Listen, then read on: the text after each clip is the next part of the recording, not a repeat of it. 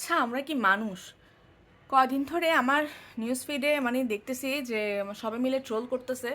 একটা মহিলা হচ্ছে তার হাজবেন্ড বিদেশ থেকে আসতেছে, তো এয়ারপোর্টে সে মানে একটু উদ্ভট সাজ দিয়ে মানে গেছে। এটা নিয়ে একটা দেখলাম যে সবাই ফেসবুকে লেখালেখি করতেছে, হাসাহাসি করতেছে। আসলে লেখালেখি না, মানে এটা হাসাহাসি করতেছে যে মহিলাটা গায়া মানে এরকম করে এয়ারপোর্টে এরকম সাজ দিয়ে গেছে।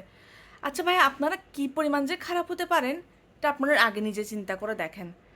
একটা মহিলা, সে তার হাজবেন্ড বিদেশ থেকে আসতেছে, না জানি কত বছর পর আসতেছে, আমরা কেউই জানি না, বা কি পরিস্থিতিতে আসতেছে ওইটাও জানি না, কিন্তু আমরা ট্রোল করতেছি তার সাজ নিয়ে।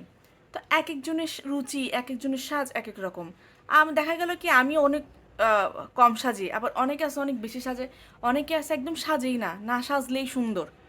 তো যার যার সাজের যার যার রুচি যেরকম সেরকমভাবেই তো সাজবে, ঠিক না? তো তার হাজব্যান্ড আসতেছে, তার হাজব্যান্ড নিশ্চয় তাকে এরকম দেখে অভ্যস্ত, বা এরকম দেখে তাকে সুন্দর লাগে। সে তো আর আপনার জন্য সাজতেছে না, সে সাজতেছে তার হাজব্যান্ডের জন্য। তো এখন তার হাজব্যান্ড যদি খুশি থাকে তাকে এরকম দেখে, বা খুশি লাগেও তাকে দেখে, তো আপনার প্রবলেম কি?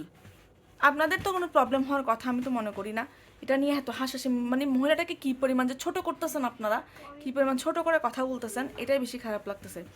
সে হয়তো বা অনেক কষ্ট করছে তার পরিবারের জন্য, হইতে পারে, ঠিক না? মেয়েটা, মহিলাটা হতেই পারে যে আজকে এত বছর পর তার স্বামী আসতেছে, তার স্বামীকে সে খুশি রাখার জন্য এত সুন্দর একটা সাজ, তার কাছে তার সাজটা সুন্দর, তার কাছে তার সাজটা সুন্দর, এটা আপনি আর আমি জাজ করতে পারবো না।